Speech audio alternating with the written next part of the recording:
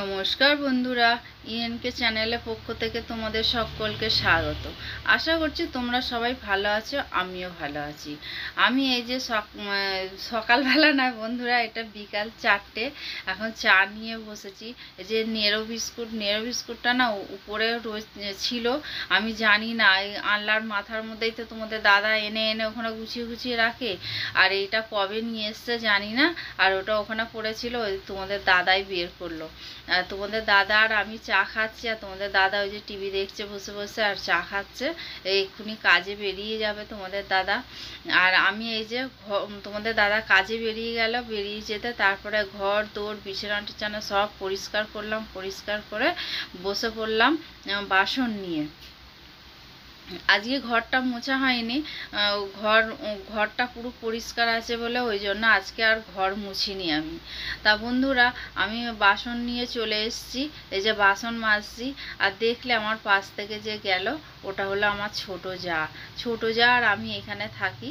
আর আমার মেজো যা ওই আমাদের এই মানে এদিকেই জায়গা কিনে বাড়ি করে নিয়েছে, ও চলে গেছে এখান থেকে। ওর ঘর এইখানে পড়ে আছে, কিন্তু ওরা এখানে কেউ থাকে না, ওখানেই নতুন বাড়িতেই থাকে ওরা।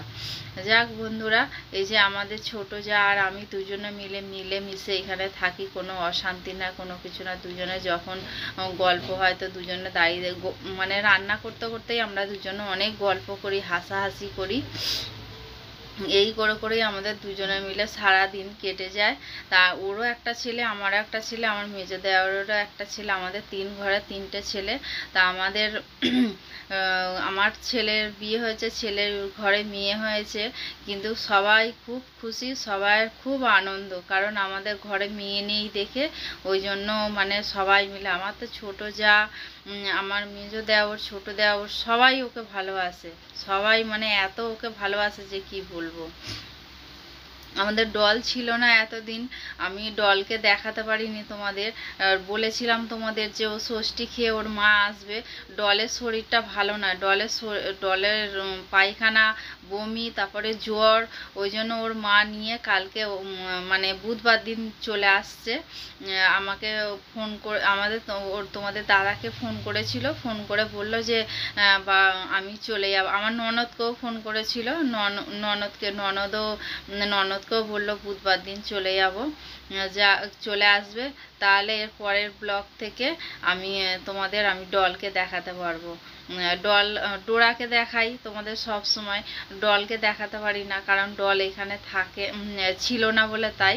তা এমনিতেও ওর যেমন শরীরও খারাপ, তেমন এদিকে দরকারও আছে, ওই জন্যই আরও কোয়েল চলে আসলো। তা বন্ধুরা, এই যে তোমাদের সঙ্গে গল্প করতে করতে দেখো আমার মাজা হয়ে গেছে, বাসনগুলো মাজা হয়ে গেছে। এই যে বাসনগুলো এবার ধুয়ে নিচ্ছে এক এক করে, ধুয়ে এবার আবার ধুতে হবে, ধুয়ে তারপরে গামলার মধ্যে উপর করব। তা বন্ধুরা, তোমরা ভিডিওটা স্কিপ না করে পুরোটা দেখলে আশা করছি তোমাদের ভালো লাগবে। ভালো লাগলে লাইক, কমেন্ট আর প্রচুর প্রচুর বন্ধুদের কাছে শেয়ার করে দিও। আর প্লিজ বন্ধুরা, প্লিজ আমার চ্যানেলটা সাবস্ক্রাইব করে দিও। তোমরা যদি আমার সঙ্গে থাকো, পাশে থাকো, তাহলে আমি অনেকটা দূর যেতে পারবো। আর আমি চাইছি অন্যরকম একটু আমার এই ডলকে আমি একটুখানি ভালোভাবে মানুষের মতো মানুষ করতে চাইছি। তোমরা আশীর্বাদ করো ও যেন মানুষের মতো মানুষ হয়। এমনি ও খুব মিশুকে, ও বাচ্চা হলে কি হবে, অনেক বাচ্চা আছে, কিন্তু ও না মানে যত রাস্তার মানে কে মানে ওর তো সেই বোধটা নেই যে কে বড় লোক, কে গরিব লোক, কে ওর ওই তো নেই ওইসব। কিন্তু ও এত মানে সবাইকে ডেকে হেঁকে মানে করে বলে না, ও যে এতদিন নেই সবাই জিজ্ঞাসা করে, এইখান থেকে যত সব কাজে যায় যারা, তারা মানে ওর খবর নিয়ে নিয়ে যাও, কোথায় গেল ডল, কোথায় গেল ডল, কোথায় গেল ডল, ডল করে মাথা খারাপ করে দিচ্ছে। মানে আমাদের এখানে দাঁড়ালেই সবাই জিজ্ঞাসা করছে ডলের কথা। তা বন্ধুরা, জামা কাপড় নিয়ে চলে এসেছে, জামা কাপড়গুলো ভাঁজ করে নিই আমি। বন্ধুরা, আমি জামা কাপড়গুলো উপরে গিয়ে নিয়ে এসেছি, তোমাদের সঙ্গে শেয়ার করিনি। আমি জামা কাপড়গুলো তারপরে সব গুছালাম, গুছিয়ে ভাঁজ করে রাখলাম। আর ওই কালকে ভোট দিতে গেছিলাম, একটা বাটিকের কাপড় পরে গেছিলাম, সেটা এমনি ভাঁজ করে রেখে দিয়েছি, ওটা আলমারিতে রাখতে হবে। কারণ আমি এই দিক মানে সামনাসামনি কোথাও গেলে পরে আমি ছাপা কাপড় পরে চলে যাই। ওই বাটিকের ছাপাটা আছে, ওই বাটিকের ছাপাটাই পরে গেছিলাম কালকে, ওইটা পরে ব্লগ করেছি, তোমরা নিশ্চয়ই দেখেছো আমাকে। যাক এই তারপরে সমস্ত কাজকর্ম সেরে আমি বাইরে এই সামনেটা একটুখানি বসেছিলাম। বসে ডোরাকে নিয়ে একটুখানি মানে ভালো লাগে এখানে ডোরাকে নিয়ে বসতে, কারণ ডোরার খুব কষ্ট হয় তো গরমে, ওই জন্য তোমাদের দাদা সবসময় বলে এইখানটায় বসতে। এবার বসেছিলাম। তারপর সন্ধে হয়ে গেছে, আমি সন্ধে দিতে চলে এসেছি। এই যে আমি আজকে মঙ্গলবার, আমি ধুনো দেবো, ধুনো দিয়ে তারপরে এই যে চলে আসলাম আমি টিফিন করতে। আজকে বন্ধুরা তোমাদের একটা পরোটা শেয়ার করব, খুব সুন্দর খেতে, খুব টেস্টি খেতে। জানি না কে কজন খেয়েছো, আমাকে কমেন্ট করে জানিও। এটা হচ্ছে চিনির পরোটা।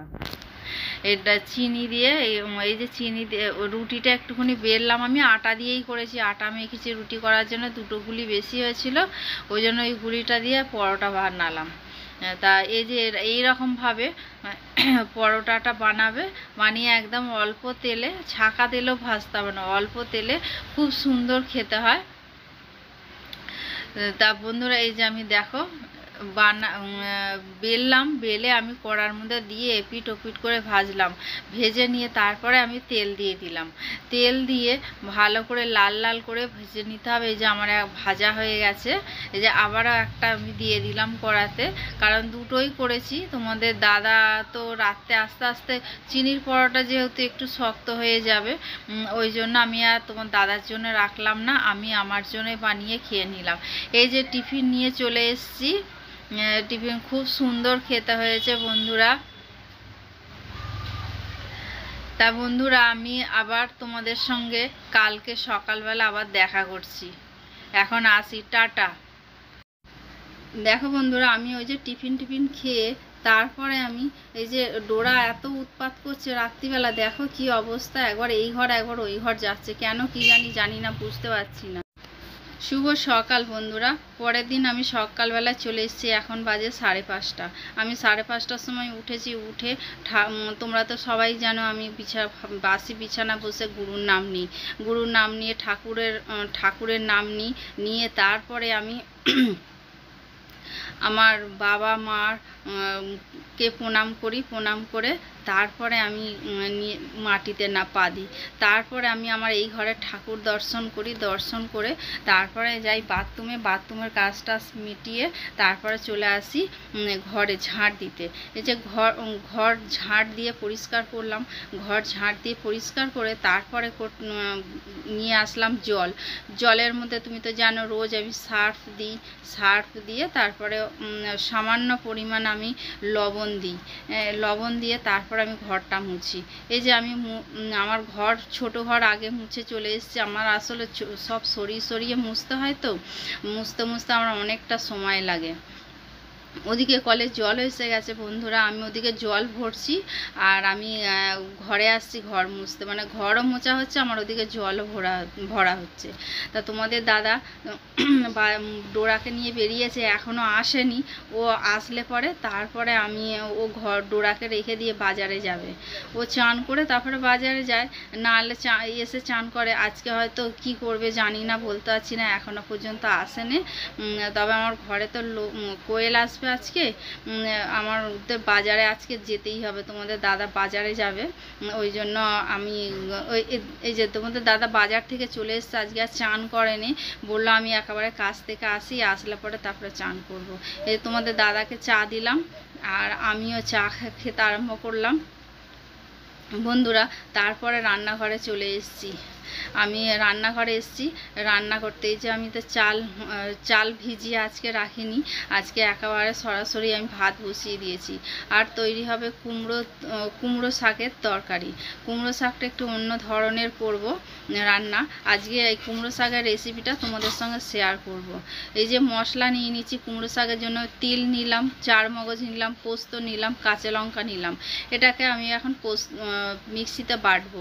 বেটে যে কড়া বসিয়ে দিয়েছি, কড়ার মধ্যে তেলও দিয়ে দিয়েছি। তেল দিয়ে এবার দেবো কালো জিরে ফোড়ন দিয়ে তারপরে দেবো কাঁচা লঙ্কাটি দিয়ে একটু সামান্য গন্ধ বেরিয়ে আসলে পরেই দিয়ে দেবো আলু। ওই যে লম্বা লম্বা করে আলু কেটে রেখে দিয়েছি, এই আলুগুলো আমি দিয়ে দিলাম। এবার আলুগুলো একটু ভাজা করব। তারপর লবণ আর হলুদ দিয়ে আমি ভাজা করব। লবণের পরিমাণটা দিয়ে দিয়েছি বেশি করে, আর হলুদের পরিমাণটাও মানে শাক অনুযায়ী আমি দিয়ে দিয়েছি।